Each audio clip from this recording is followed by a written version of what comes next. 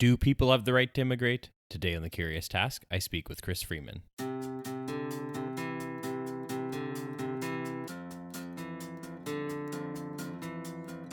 Welcome to The Curious Task from the Institute for Liberal Studies, where we explore economics, politics, philosophy, and other ideas from a classical liberal perspective.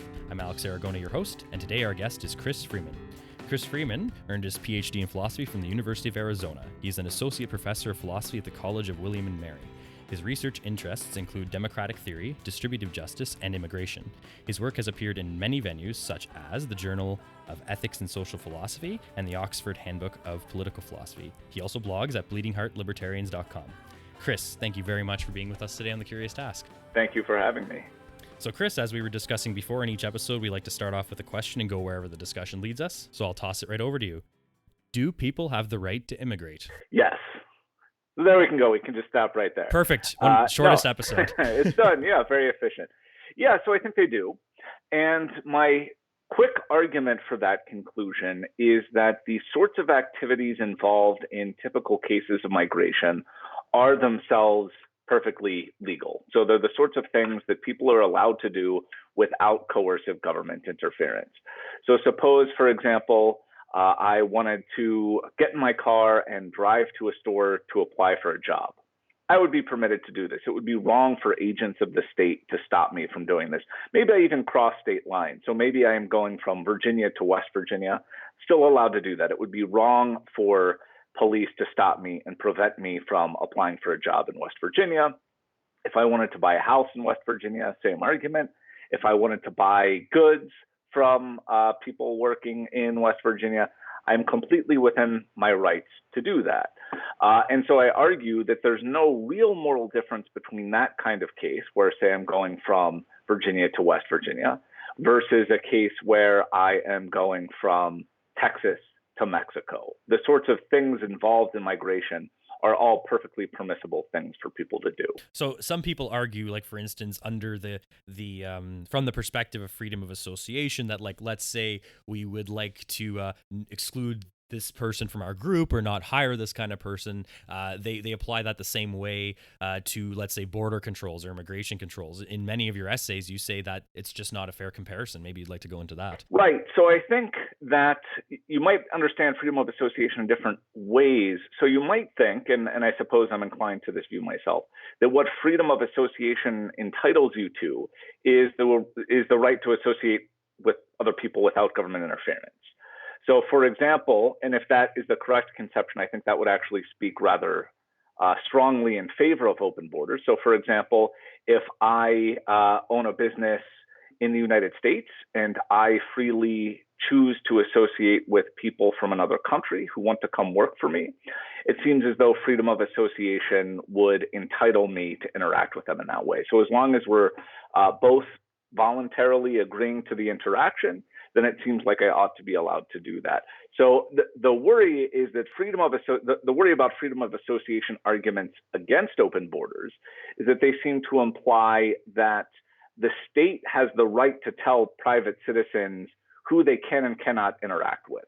So if anything, the state telling me that, for example, I can't bring in somebody from another country to come live in my house or join my religious congregation, seems like that is a violation of freedom of association. So I don't think the freedom of association gives the state the right to tell you who you can and cannot associate with. So the difference really is that a group of people getting together and deciding that they don't want to associate with that group over there, ultimately these are individuals forming a group voluntarily, etc. But when it comes to the state, which is obviously a different kind of institution, the game changes. This is ultimately accepting that the state has the right to tell you who you can and cannot associate with. That's right. So one way of looking at it is it's a right of essentially non-interference. So as long as all the parties involved are agreeing to it, and there are no rights violations going on or anything like that, the state shouldn't interfere with our decision to associate with each other. Regardless of what I personally believe, I'm going to do my best to play the devil's advocate as much as I can here, because this is a very sensitive topic. This is a very sensitive topic for many right now. So there are some that say, well, that's all fine and good, but let's look at the effects of immigration, right? People say, okay, let's say thousands of people show up at the border and then come in to work and to quote or be on the system as an example. There's a lot of things people throw out there. So when people might accept the freedom of association angle that you just put out there, they might then turn to the effects of immigration, how that could rapidly either change a culture and an economy. So I'll try to take them in order, but let me know if I miss any of those points, because I think those are all important worries and it's important to address them. Okay. So one point is just, even if we sort of snapped our fingers and eliminated all immigration restrictions instantaneously, I don't think it would be the case that tomorrow there would be millions and millions of people ready and willing to enter the United States, just because legalizing immigration wouldn't thereby eliminate all of the transaction costs associated with migration. So it's very costly to move independently of the law. So just because you get a better job offer in a different state doesn't automatically mean you'll move. There are lots of other considerations why you might not do that. So that's just one point. People don't teleport to borders. They don't just show up, right? Exactly. That's right. And there are other costs associated with immigration. So you might have to leave family behind. You might have to leave your local community behind. You might have to leave your religious congregation behind, all these things. So there are lots of reasons aside from immigration restrictions why people might not move across borders. So that's just a kind of minor point. And also, I could say, if you're not persuaded by that, I could meet you in the middle and say, let's take a gradualist approach to this. So if you really, truly have a well-founded worry that hundreds of millions of people will want to enter the United States tomorrow and that they would just overwhelm the system, like I said, I don't share that view. But if you have really solid reasons for believing that, we could always say, okay, well, one approach to addressing that problem would just be to slowly increase the number of immigrants permitted into the country each year. So it doesn't have to be all at once. So that's just a basic preliminary point. So on the economic effects, I think there are a couple of things that people worry about. So one is the effects on like social services in the welfare state. So they say, immigrants will come in and they will start using the United States healthcare system. They will start using public schools and things like that. And so this will add to the fiscal burden shouldered by American citizens or something like that. Now, one point that I would make there is we have lots of freedom. So it could be the case that that's true. I actually don't think that's true. I don't think the data shows that that's actually the case. So it actually turns out that immigrants tend to be a net fiscal benefit. So like they work, they pay taxes, et cetera, they tend to consume less. So that's just the empirical point, but I'll set that to the side because I'm a philosopher. I don't do empirical social science, but the data does seem to suggest that worry is not particularly well-founded. But here again, I'll say, suppose you don't buy the empirical argument. It's still the case that you might have the freedom to do things that can impose fiscal costs on third parties. And an example I give, and if to the libertarians and classical liberals listening, this should be particularly pertinent. You might think that people have the right to use drugs. You might think that drug prohibition is unjust because it unjustly violates people's rights over their own body. Say, okay, but imagine somebody said, look, we can't end the drug war because this means you'll have people using drugs. This means you'll have people consuming more publicly provided healthcare services. And so the fiscal burden shouldered by taxpayers speaks against the legalization of drugs. Now, there might be a sense in which that's true. I mean, maybe that is a reason not to legalize drugs. But to me, it's not a sufficiently compelling reason. If you think people have this very strong right over their bodies, my intuition is to say, yeah, that is going to trump worries about fiscal costs. As for the employment point, a couple of notes. So one, immigrants and domestic workers are often not engaged in direct labor market competition. So the sorts of jobs that immigrants tend to be best suited for tend to be different than what a lot of domestic workers are well suited for. So just by way of example, there are certain jobs that require really good knowledge of local customs and language and so on and so forth, as opposed to other sorts of industries that might not require those skills. And so it could be the case that your local bartender, for example, is just more likely to be a domestic worker because they have knowledge of local customs and things like that. And so to the extent that immigrants and domestic workers are not in direct competition with each other, there's not a real problem there. And in fact, immigration tends to work to the benefit of domestic citizens, just for the same reason that having more workers in the economy is always a benefit, because it makes things more, it makes the country more productive. It makes goods and services cheaper. And so, for example, if you are, I don't know, an American, I guess you guys are in Canada, right? I keep using the American example because that's my. We're good. We're good with the American examples. Yeah, we happen to be in Canada, but for sure, keep going with them. We're good with that. Okay. Yes. So you're in America, and let's say you're a bartender or something like that. But there is a large influx of immigrants, and let's say, I don't know, they're working for Uber, but this drives down the price of an Uber. That's good for you. So you still have your job as a bartender, and you get cheaper rides to work. So that's a win. And in fact, the data that I've seen suggests that, once again, immigration tends to work to the net economic benefit of domestics. And part of that, too, is people, the way the rhetoric focuses on immigrants, quote unquote, stealing our jobs, it neglects the fact that immigrants also consume when they move. So it's not just that immigrants, quote unquote, take our jobs, even if that were true. It's that they come here, they work, and they buy goods and services. And so this increases the demand for the labor of people who are just, natural born citizens. But there are, I think, real economic costs. So the data that I've seen suggests that people who are sort of domestic workers who don't have a high school diploma tend to actually see their wages suffer as a result of immigration, because they do tend to be in direct competition with immigrants. So what do we say about that? Well, here's my suggestion. Treat wage losses from immigration in the same way that we would treat wage losses in other cases. So suppose it turns out that, I don't know, the automated kiosks in McDonald's, or I don't know, Tim Hortons. That's my knowledge of Tim Hortons. I don't know if you have automated kiosks there, but you go in and you press the button and it gives you your fries and burger, whatever the case may be in McDonald's. And suppose this leads to job losses for certain McDonald's employees. Suppose Netflix put people out of work who used to work for Blockbuster. Suppose this drives down wages in various sectors of the economy. What do? Well, you don't ban kiosks. You don't ban Netflix. You say, if people lose their jobs or see their wages drop as a result of these things, but on net, we think that these economic changes are good for the economy because they make us more productive, they make goods and services more affordable. What do? Well, maybe you extend unemployment benefits to people who lost their job.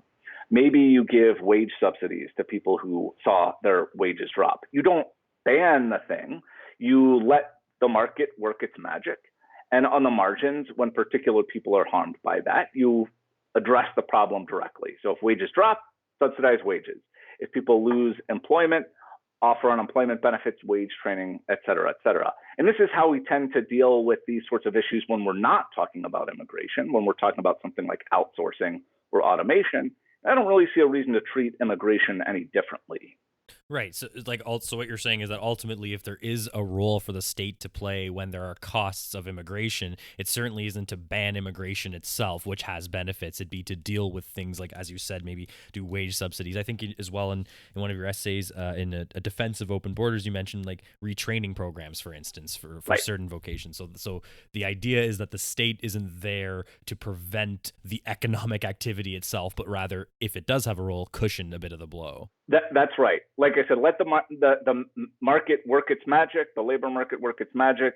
Let's drive down the costs of goods and services. Let's let people get employed in positions that suit them. And it's not costless. So I think advocates of open borders should accept that there are costs to this. But the argument is that the social benefits are much, much higher than the costs. And we can compensate the people who suffer those costs, perhaps directly out of the gains themselves. So if you think, look, I mean, according to the most optimistic projections, a complete opening of the world's borders would result in a doubling of the world's GDP. Now, that, of course, would be a massive change, and that's not currently on the table. But it turns out that bringing in more immigrants tends to make receiving countries richer. So we say, okay, these countries become richer, and that actually would enable us to have more resources, say, to cushion the blow of domestic unemployment or something like that. You asked me to keep you to task on that list of objections people might have, and there was one about culture. But before we get to that, since you did mention open borders advocates, I just wanted to say that, so you certainly would think that it's a tactical error for people to dress up the open border solution as all roses. Like you said, it's important for the people that are proponents of open borders to recognize the costs and talk about how to deal with them and not be scared of that conversation, as opposed to trying to get that political win to change the hearts and minds, right? Right, exactly. And here's the thing, it's true of every policy. Right. So I don't know of any policy that is all roses. So the best we can do is it's really, really good for most people. The costs are tolerable and the costs are addressable. I think that's the best case scenario that we have for any policy. Right. And I think that's probably a pretty apt description of liberalized immigration policy. And back to what I was saying before, you asked me to keep you a task on that list I originally just threw out there, that giant jumble. There was also the cultural objection. So the idea that, fine, Chris, we accept everything you just said, but what about the culture? People are going to come here. If they come in droves, our culture will change. That seems to be an objection in and of itself people have. Right. So first I'll give you my response to the libertarians, the very hard line libertarians who might be listening right now. I would say you cannot make that objection. It's a very hard line libertarian, just because the things that libertarians want to see happen, aside from, set aside your views about immigration policy, libertarians propose all sorts of really radical reforms. And I say that as a libertarian. I'm not casting aspersions on that. But so think about the sort of policies that libertarians want. They want to legalize drugs. They want to legalize sex work. They want to deregulate labor markets. All of these things could have really radical changes to a culture. And so my view is, if you are advocating for a world in which, I don't know, you can get heroin off the shelf at 7-Eleven. Maybe you have to show a driver's license, but you can get heroin at 7-Eleven. Shouldn't be too worried about the cultural effects of immigration. So that's just my initial pitch to the radical libertarian. So maybe immigration will change culture, but so will lots of other things that you want to do. Another empirical point is that the sorts of cultural changes that might come about through immigration are often positive. So, I mean, just a very simple case. I remember in Creative Destruction, which is a book by the economist Tyler Cowen, he says, if you think back to the 1950s in the United States, you go out to eat. There were maybe 2 types of restaurants or something like that if you lived in a really small town. Now you can live in a small town and you just have food from all over the world. So the cultural impact of immigrants on the United States, I would say, is typically a net good, and a very large net good. So it's true that immigration could change the culture, but that is often, and probably more often, a positive thing than a negative thing. And the sorts of changes that you might find concerning, so for example, it might be the case that just to have a liberal democratic culture, most citizens have to buy into certain basic moral and political principles. So they have to buy into this idea of religious freedom, democratic equality, the rule of law, and so on. But the evidence indicates that immigrants are just as likely to buy into those principles as native-born Americans. They have similar feelings of pride. They actually commit crimes at a lower rate than native-born Americans. So I think the cultural changes that people worry about are just unfounded. So the ways in which it really matters that we have a kind of core liberal democratic culture are things that are sort of accommodating to immigrants. And also, just a further note on this, there are lots of things we can do, even leaving aside the really radical libertarian stuff. There are lots of freedoms that we have that can change the culture. And we don't take the prospect of cultural change to give us reason to restrict those freedoms. So just take something like reading books or writing books or proselytizing your religion. Those sorts of freedoms can have a really radical change on a domestic culture. But if you say, look, people are allowed to read the Communist Manifesto, they're allowed to write the Communist Manifesto, they're allowed to try to win converts to their religion, these things can have dramatic cultural impacts. But we don't take that fact alone to be a reason to restrict those freedoms. And so it's true, freedom of immigration could have a pretty significant cultural impact, but that doesn't differentiate it from other liberties that are pretty uncontroversial. Right. And you mentioned like cultural benefits before. I think food is actually a great example for that personally as a food lover. But I think as well, cultural benefits are also like in the larger sense, a culture can come with certain customs and ways of doing things. This ties a bit more into the economic point, but I think that's also something that should be said as well. Is that it's not just what they do for themselves that they bring, but it could be also means and methods and what have you when it comes to economic perspective as well. Yes, absolutely. And I think that there was actually, I'm sure I'm not getting the statistics quite right, but if you look at, CEOs of Fortune 500 companies in the United States, there's just a huge number of immigrants on that list, Nobel Prize winners in the United States, many, many immigrants. So you're right, it's not just what you might narrowly think of as culture, but contributions to science, to the economy, and so forth. Right, exactly. And I think that's a great place to take a break. We're at that mark right now. You're on The Curious Task here. We're talking with Chris Freiman. We'll be back in a sec.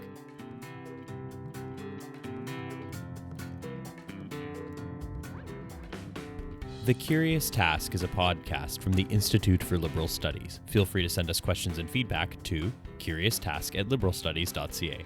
A special thanks to our supporters on Patreon, including Daniel Beer, Elizabeth Aragona, and Danny Leroy. Remember to like us on Facebook, follow us on Twitter @CuriousTaskILS, and rate us on Apple Podcasts or wherever else you're listening to The Curious Task.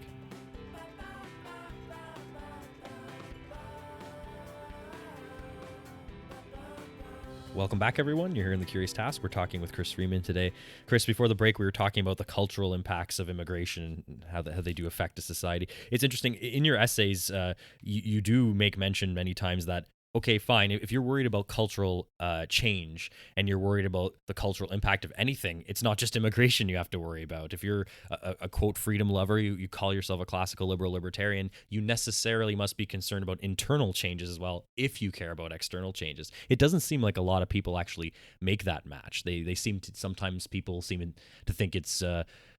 you can reconcile the idea that you're against external change but for internal change, and that's very interesting to me. Yeah, and it's funny too, because you'll often hear this kind of point being made in cases of movement between states within a nation. So you'll hear things like, I don't know, you live in Arizona and all of these Californians are moving because the taxes are so high and they're coming to Arizona and they're totally changing our culture. But nobody takes that to be a reason to build a wall between Arizona and California. And you also hear that this is, I don't know to what extent people make this argument now, but you used to hear it. You're kind of hearing it a bit now with video games, but they'll talk about movies and video games and television shows having this terrible corrupting influence on the youth. But that's, like you said, that's internal cultural change. And so I don't really think there's a principal difference between cultural change that occurs across national borders and cultural change that occurs with it, internally, as you might say. And there's also, given that we live in a globalized world, even if you take movement of people out of the equation for a moment, that doesn't mean there's not movement of ideas and movement of culture across borders. You can watch foreign movies, read books written in other countries, see television made in other countries. So the idea that we ought to single out immigration as a particular problematic case of this phenomenon seems wrong. Yeah, it's very interesting you bring up like video games and movies, because you're right, that is coming back now. Apparently, it's at the time of this recording, it's literally this week. People are talking about how video games may have contributed to violent acts like a mass shooting in the state, for instance. Right. And you're totally right. That if people are against that sort of cultural change internally, maybe it's consistent that they're against like immigration changing the culture. But certainly, I think it's definitely summed up best in title of an essay you co-author, which is Liberalism or Immigration Restrictions, but not both. And I think that's a really good, like you Right. can read the whole essay, but also the title gives a good indication of where the conclusion goes there too. So I think that's a very interesting thing. Yeah, so that was a paper that I wrote with Javier Hidalgo, who's a political philosopher at the University of Richmond. I can't remember which one of us came up with the title. I'll give him credit. I think maybe it's him. I'll give him credit for the title. But right, so basically our argument there is that the sorts of arguments that people give in favor of restricting freedom of movement, in particular the freedom of movement across borders, if they work, they would also be reasons to restrict other sorts of freedoms that nobody wants to restrict. So things like freedom of speech, maybe certain democratic freedoms. So that's another way in which people can bring about internal institutional changes just by something like voting. Reproductive rights. So that's a way of bringing more people into the country, producing people. And so we argue that the standard sorts of arguments that people give against immigration freedom would be arguments against any sort of freedom. So you have this choice. You can either be a liberal, and I just mean that in the sense of somebody who prioritizes liberty above other social concerns. So you could be a libertarian or a classical liberal or a Rawlsian liberal. I put them all under that umbrella. You can either stay in that group, or you have to justify, or you have to accept the justifications for lots and lots of freedom restrictions. We don't really want to do that. We don't want to start messing with people's reproductive freedom or occupational freedom, democratic freedoms, things like that. Right. Yeah. I guess, like, I mean, you're the philosopher, so you can certainly tell me if I'm wrong here, but you end up in sort of like this paradox of principle, right? Where if you say that, for instance, you believe in, once again, cultural progress and change wherever the wind may blow and wherever the quote market pushes that, but once again, you're against other people coming in and doing that. There's really, at that point, no principal difference between someone on one side of the line or the other. Someone internally may make a movie or a video game that does influence people in your value judgment for the worse. But someone from another country can come in and also publish a book or make a video game or make a movie that does that as well. Right. So I guess you're stuck with justifying why that person on the other side of the line is ultimately not allowed to do that versus the other person. Right, exactly. And so I'm not sure if we give this specific example in the paper, but you could just imagine, say, a very charismatic preacher who's converting lots of people to a new religion. That would be an internal cultural change that might change the sort of moral and religious fabric of the country. But generally speaking, liberals don't think it would be appropriate to restrict their freedom of speech, their freedom to congregate, their freedom of religion. We don't even think it would be appropriate to try to sort of nudge them on the margins. So I think most people would say it would be inappropriate to say double the tax on their books to try to discourage people from converting.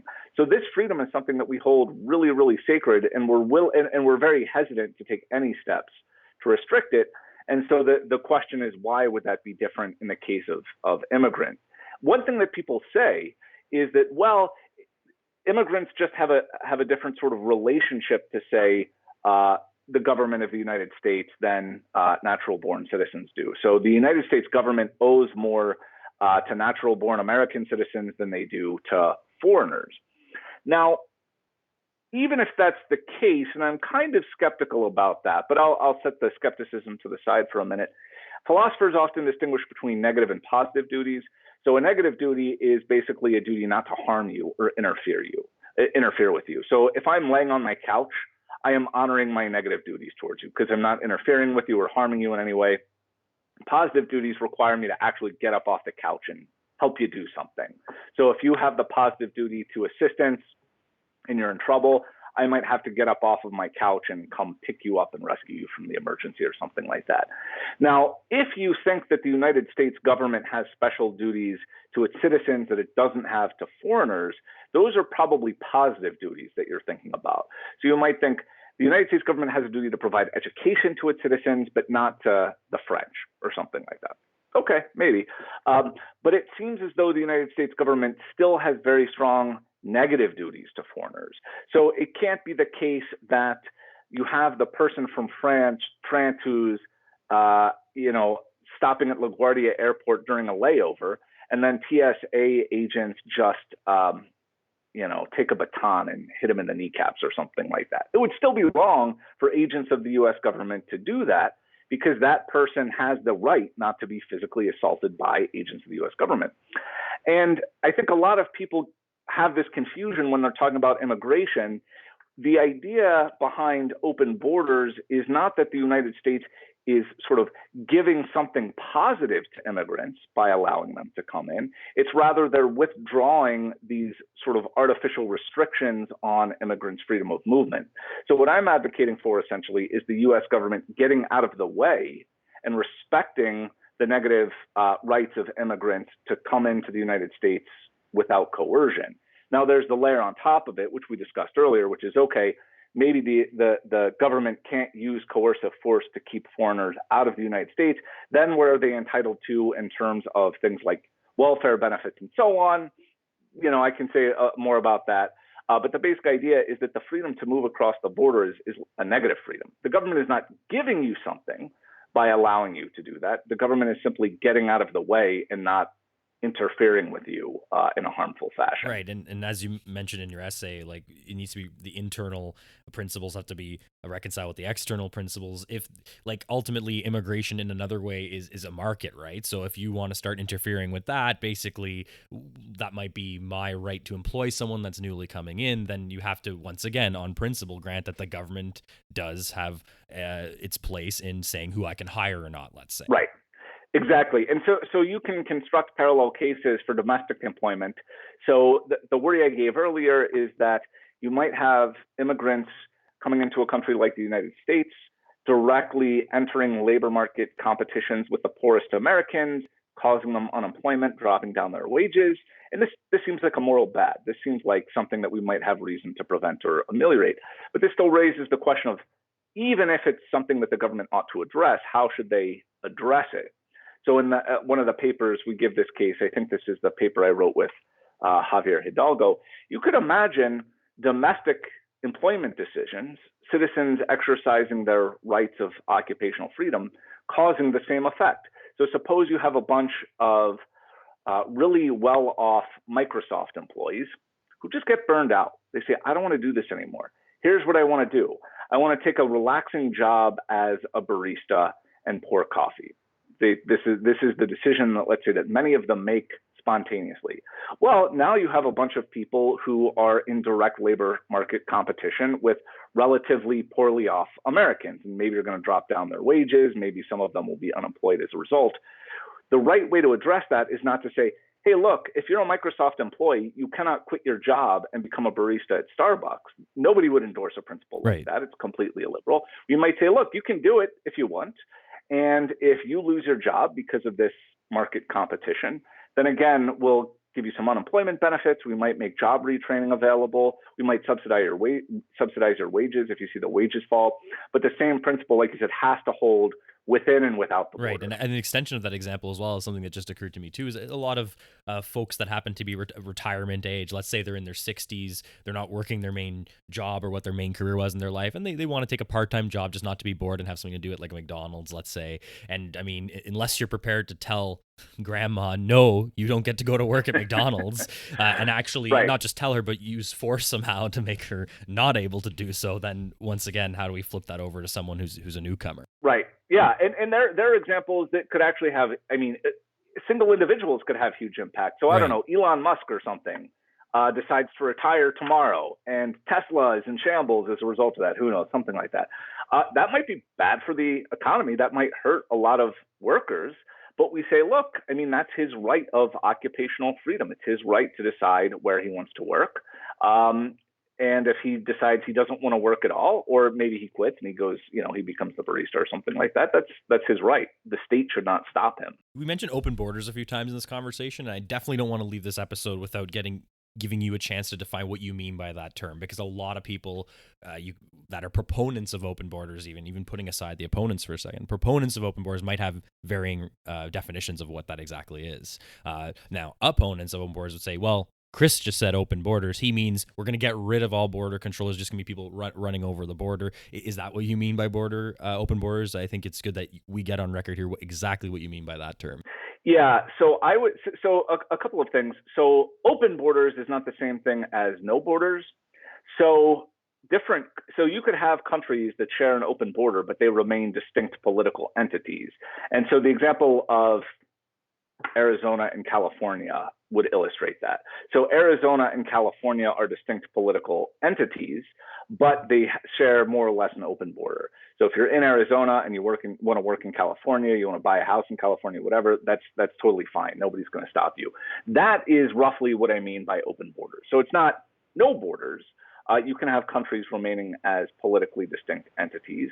The idea behind open borders is just that there are very few restrictions on what disqualifies somebody from moving. So there might be reasons why people shouldn't be allowed to move across borders, but I actually don't think that has anything to do with a unique problem about immigration. It's just the case there are some considerations that are so compelling they can restrict somebody's freedom of movement.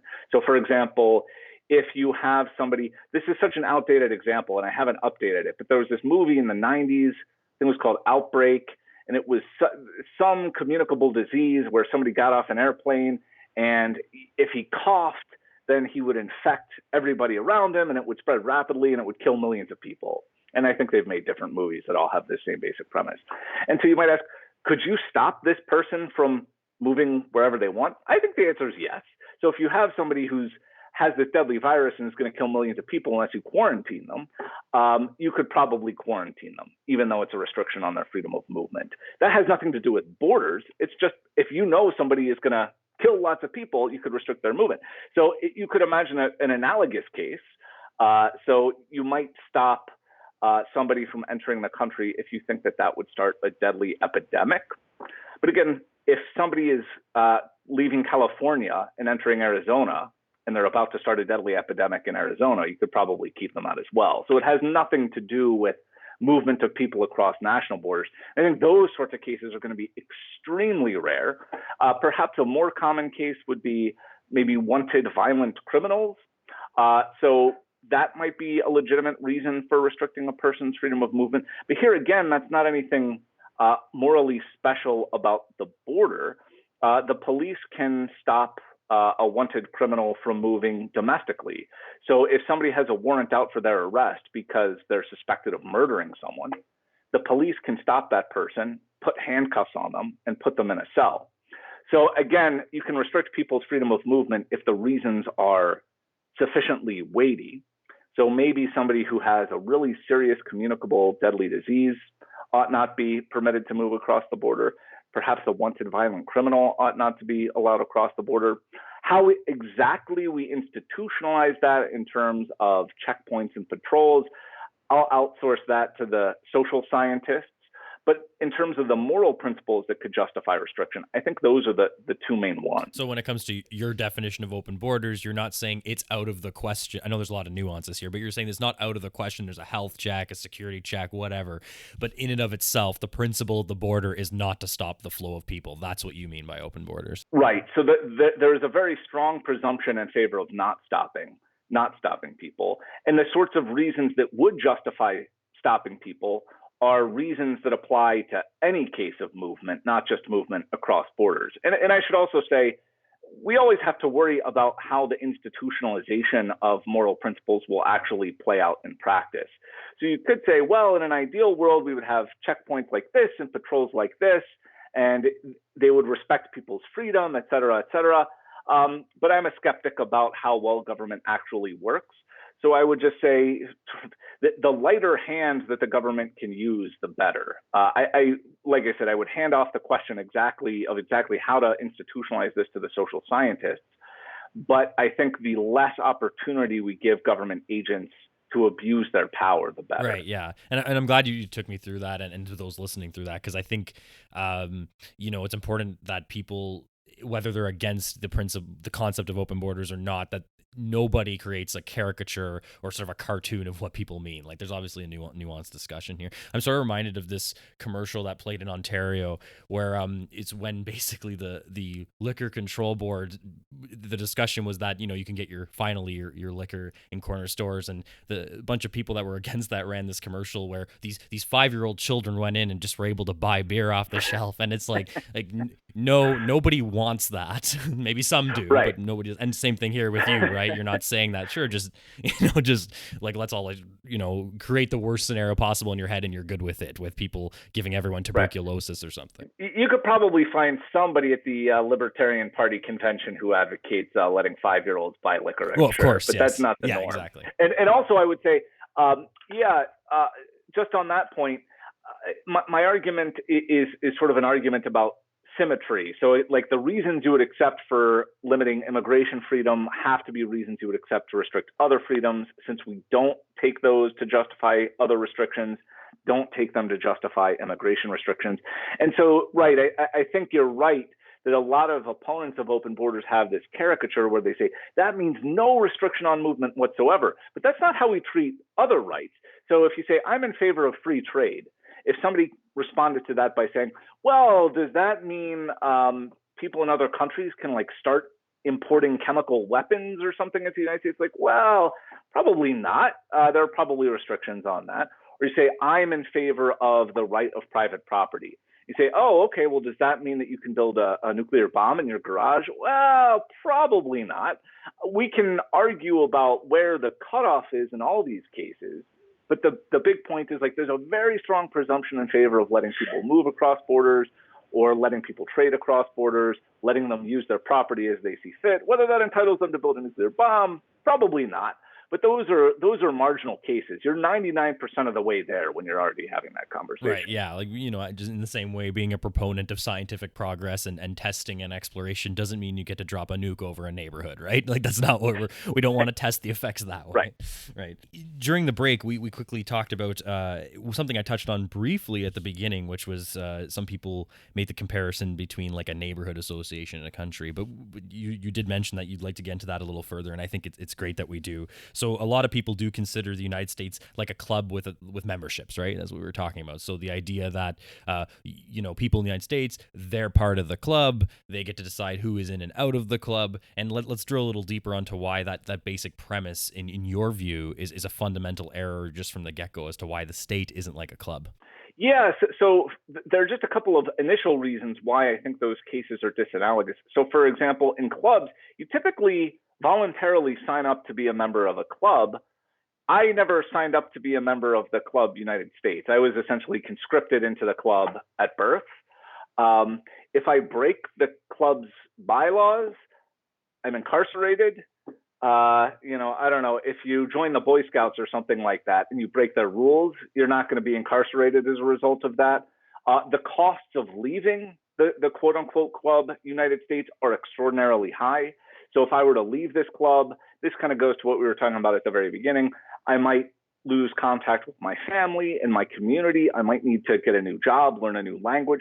The cost of exiting this club are very prohibitive in the way that exiting a neighborhood association, for example, aren't quite as high. So I think all of these are reasons to be skeptical of the club disanalogy or the club analogy. So if you freely enter a club and it's relatively easy for you to leave, then it strikes me as plausible that club can restrict your freedom to do certain things in a way that we wouldn't accept in the case of the United States government. So an example that I give in one of my papers is the New York Yankees are a club, and they institute policies that we would not accept if they were instituted by the United States government. So as far as I know, this is still the case. You're not allowed to have facial hair if you're a member of the New York Yankees. You have to shave. I'm not quite sure I understand the logic of that rule. It strikes me as a very bad rule, but that's the rule. Now you might ask, are the Yankees within their rights to impose that rule on their players? I think you'd say, yeah. I mean, you sign up to be a Yankee. If you don't want to be a Yankee, you can do something else. And so if that's one of the terms of membership, then so be it. Now, if Donald Trump gave a national address and he said, no more beards for Americans, we would think this would be a wild abuse of his power. But if the United States really were like a club, like the New York Yankees, it would be something of a puzzle as to why he couldn't impose this rule. So if we're all just members of Club USA, in the way that Yankees are members of the Yankees Club, why couldn't Trump dictate very draconian measures in the way that, I don't know, the Steinbrenners, if they're still running it, impose really draconian restrictions on Yankees. So the interesting thing to recognize about club membership is clubs don't just dictate who can and cannot be in the club. They can also dictate what sort of behavior is acceptable from members of the club in ways that we don't think the United States government, for example, can dictate it. That's okay in the case of clubs, like I said, because you freely enter. The cost of leaving tends to be pretty low. That's not the case when we're talking about living in a place like the US or Canada. So the governments in those cases have to be a lot less restrictive in what they can demand of people. Right. And I think another thing that's very interesting as you were talking through that, it struck me that people also have most people have a fundamentally different view of the way majorities work in a club versus a state. So for instance, if you and I are in a club together with a bunch of other people and they majority vote that we're not drinking lemonade on Friday, we're drinking orange juice instead, we go, well, shit, that's the way that goes, I guess. But when a bunch of people say, guess what, guys, the majority voted, taxes are going up threefold tomorrow, a lot of people say, hey, wait, that doesn't work like that. So already on different issues, people have a fundamentally different way they view how a state works in terms of voting and opinion and things like that versus a private association. That's right. And the other interesting thing, too, about the club analogy is if you break the rules, you can be expelled from a club. So the Yankees can cut you if you grow a beard, I guess. And we think that that's totally permissible for the sorts of reasons I gave earlier. But we don't think it would be permissible for the United States to, for example, start deporting people, ejecting them from the club if they didn't follow the relevant sorts of rules either. Right. That's a very interesting point. I guess I can't really think of anyone I've heard of that said we should just throw them out of the country. It's more like you go to jail or there's some sort of consequence. And I think, though, that also illustrates the problem with this idea that, you have love it or leave it. I mean, I don't know. There are lots of people born and bred in the United States who really don't like the United States. And you say, okay, like that does not disqualify them from being a citizen. We don't think that somehow degrades their status as a citizen. I mean, prior to 2016, I guess, lots of Donald Trump supporters apparently thought America was not great because he had to make it great again. Right. So you say prior to 2016, does that mean that Donald Trump supporters should have left the country, that they were less than full citizens? I don't think that's the case. I think, again, if we're taking this analogy between sort of foreigners and citizens seriously, we don't have like an ideological or a cultural litmus test for citizens. Citizens can believe anything they want. They can be communist, they could be fascist, they could be whatever. And we think they're still nevertheless full-fledged members of the club, as we should. And so I think we should apply the same standards when we're talking about foreigners. Right, yeah, and we've touched on it a few times in our conversation here together, but we haven't really stopped actually to talk about it a little more in depth. And one of those things was it's the rights that people outside of the country have. If you are someone who considers themselves like liberal in the broader sense, then you believe that humans have inherent rights. So we spent a lot of time talking about how, oh yes, if you want to limit the right of this person to do that, then you have to accept on principle, for instance, the government could limit that right for you as well. That's a logically consistent thing. But on the other hand, we've touched on it a few times, like I was saying, that we're also talking about, especially in your perspective, the fundamental rights that other people have, namely freedom of movement and freedom to determine their own destiny. That's right. And so I should also say, sometimes people try to argue that there are morally relevant differences between foreigners and citizens that might entitle the state to treat them differently. So people will say things like, well, look, here's why there's a difference. Here's why you don't need to use the same standards. Citizens have contributed to the country in various ways. They paid taxes, they voted, maybe they adhere to certain sorts of cultural norms. Foreigners haven't done this, and therefore it's the case that the state can treat citizens and foreigners differently. The problem with that sort of argument is, even if it worked on sort of its own terms, which I don't think it does, is there will be plenty of citizens for whom that argument does not apply. So, for example, I don't vote, but I'm still a full-fledged member of Club America. Plenty of people don't pay taxes, or they consume more in taxes than they pay in. They're still full-fledged American citizens. And so I think any attempt to try to explain why there's a principal difference between citizens and foreigners is going to fail. And moreover, to your point, even those sorts of considerations aren't going to justify violations of human rights. So take a citizen who, let's just say, has never earned enough money to pay income taxes. That still doesn't mean you can violate their basic human freedoms. That doesn't mean you can imprison them simply for moving in spaces that you don't want them to move. Right. And an extension of what you're saying there, too, is that if we really are concerned about people on welfare draining the system, well, then once again, we can't logically restrict ourselves just to outsiders. Right. There's nearly 350 million people in the States. I'm sure the people have been there for many, many generations. You can find more than a few examples of people that are also somehow, quote, burdening the state, if you want to go that far.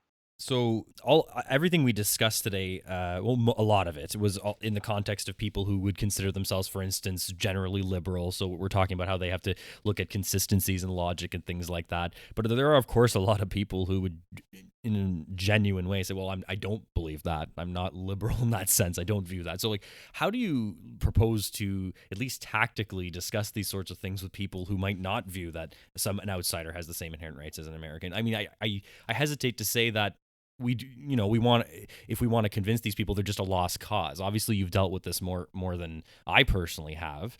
So I'm just curious to know your perspective on that one. Yeah. So I'll preface this by saying I'm sort of a skeptic about how well rational argument persuades anyone in politics. Right. And that includes me. I think that this is true of everybody. So I'm just increasingly convinced by all this evidence that our political beliefs are not formed on the basis of good evidence and good arguments.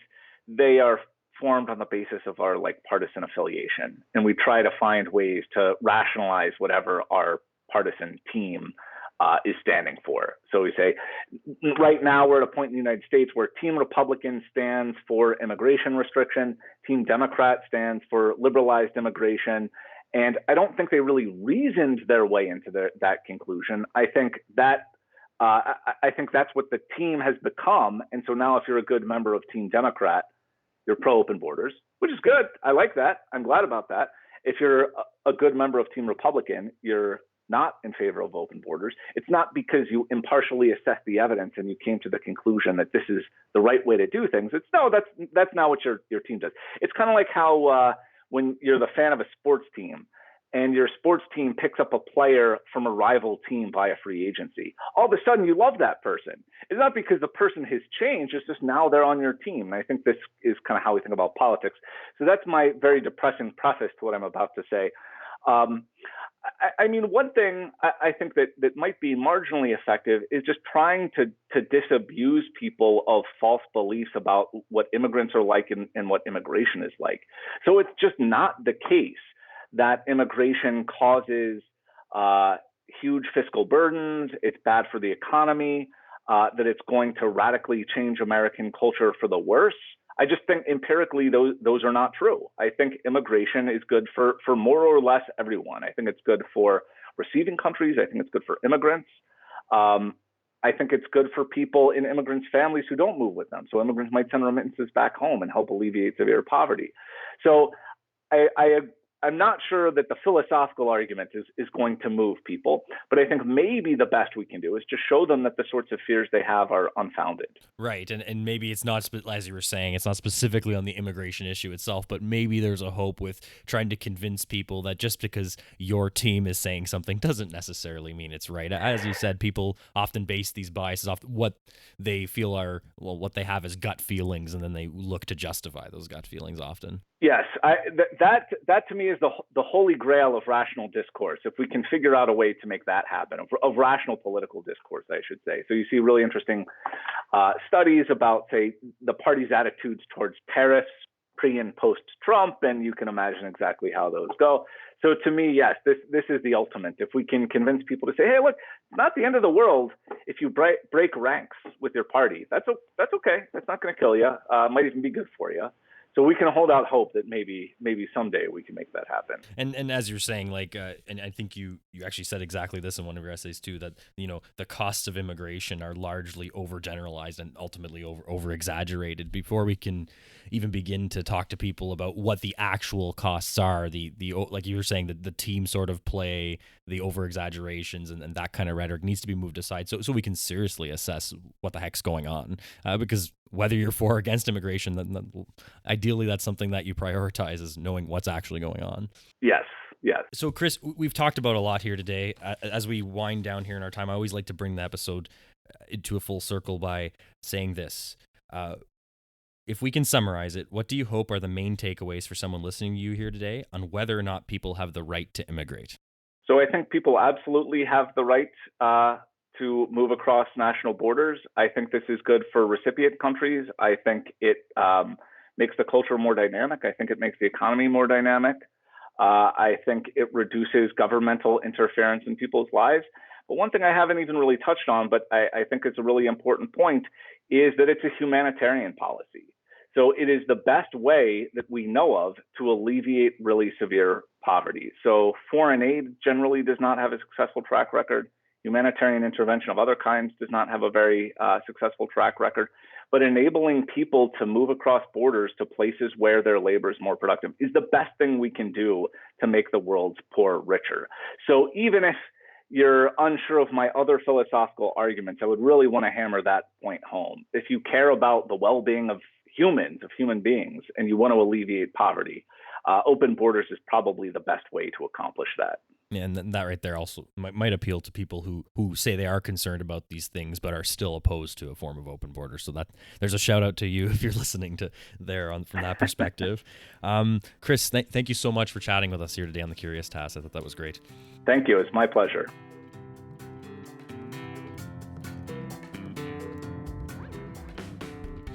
This episode of The Curious Task was produced by Alex Aragona and Sabine L. Chidiak. Our executive producer is Matt Buffton. The music you heard on today's episode was created by Lindy Voppenfjord. You should check out his other stuff online.